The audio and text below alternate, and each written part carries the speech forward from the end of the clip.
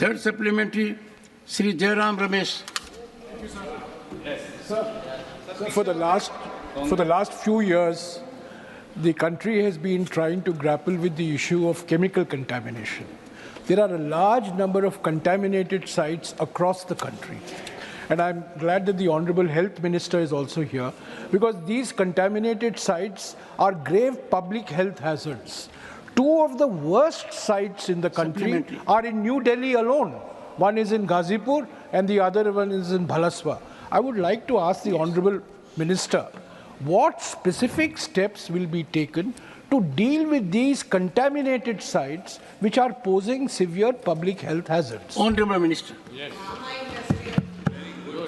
Sir, इसमें लगातार कदम उठाए गए हैं। जो लंबे समय से जो विषय पेंडिंग पड़ा था, जिसमें सुप्रीम कोर्ट का भी जजमेंट था भोपाल का यूनियन कार्बाइड का, उसके विषय को लेकर के भी मंत्रालय के द्वारा गाइडलाइन किए गए और उसको हटाने के संबंध में पूरे प्रयास कर रहे हैं। और बाकी जो स्पेसिफिक साइट्स हैं, जयराम जी ने जैसे कि ध्यान में लाया, सब जगह हम एडवाइजरी वगैरह कर रहे हैं। मंत्री जी, ये साइट सबके ध्यान में है? सब जगह नहीं सर, साइट स्पेसिफिक है, तो साइट स्पेसिफिक के हिसाब से डायरेक्शन दिए जाते हैं।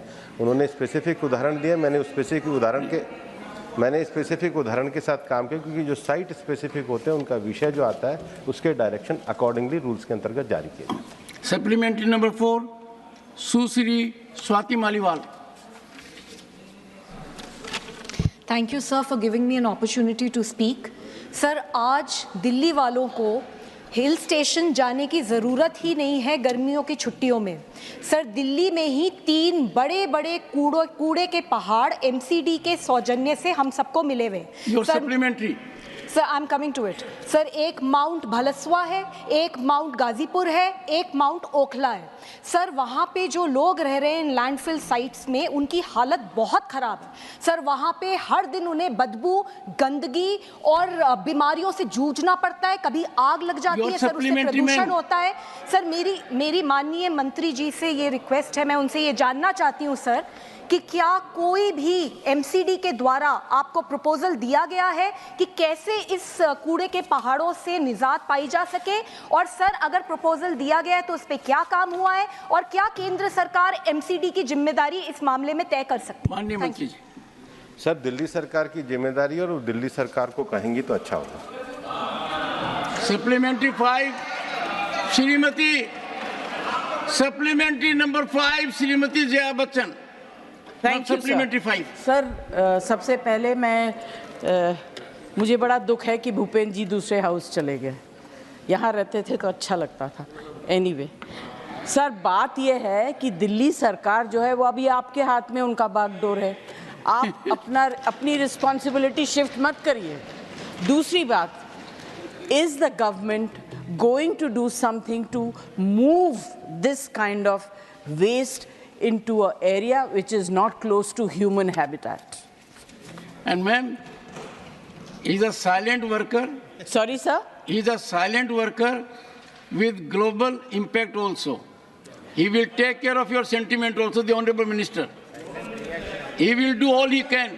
It doesn't matter whether in this house or that house. आप उनको वैलिडेट मत करिए। उनका काम जो है is enough validation for all of us. Thank you. We have been his colleagues for many years. Honorable Minister. Sir, मैं आपके माध्यम से सम्मान्य जया जी को कहना चाहता हूं, मैंने अपने प्रश्न के उत्तर के प्रारंभ में भी ये कहा था कि हमने 2016 में रूल्स और रेगुलेशन बनाए, और उसके बाद जैसे जैसे ई वेस्ट से लेकर बाकी चुनौती आई है, हमने रेगुलेशन बनाए हैं। लेकिन इसकी जो एग्जीक्यूशन की एजेंसीज हैं वो स्टेट गवर्नमेंट है। हम एनकैप के अंतर्गत पैसा भी प्रदान करते हैं, जिसमें हम वायु प्रदूषण के साथ साथ solid waste management, water pollution के लिए भी हम लोग पैसा देते हैं। चूँकि हमारे देश में संघीय प्रणाली है, केंद्र सरकार के द्वारा पैसा राज्य सरकारों को दिया जाता है, तो ये राज्य सरकारों की जिम्मेदारी होती है। और जहाँ तक दूसरा विषय उन्होंने कहा है कि ये मानवीय बस्तियों के पास में ना हो, इसके लिए हमेशा सिटी का मैनेजमेंट प्लान होता है। और अभी बल्कि केंद्र सरकार ने अपने बजट के माध्यम से भी जो वेस्ट टू वेल्थ के लिए जो बजट अनाउंसमेंट 2030 में भी करी थी, उसमें भी 500 जो है वो नए वेस्ट टू वेल्थ प्लांट बनाए थे, जो विशेष रूप से बायो जो वेस्ट है उसके डिस्पोजल के लिए करा था। मैं आपको ये कहना चाहता हूँ कि हम मानते हैं कि इस चिंताजनक स्थिति में देश में जो म्यूनिसिपल सॉलिड वेस्ट होता है उसका 35% केवल ड्राई वेस्ट है, 45% बायोडिग्रेडेबल वेस्ट है और जो 20% है वो कंस्ट्रक्शन और डेमोलिशन के कारण आता है। ये जो स्थानीय स्तर पर इसका जो नियोजन है, इसके लिए हम एनकैप का मूवमेंट चलाते हैं और जो राज्य जिले या जो नगर अच्छा काम करते हैं हम उनको पुरस्कृत भी करते हैं, क्योंकि हम इसमें हेल्दी कंपटीशन चाहते हैं।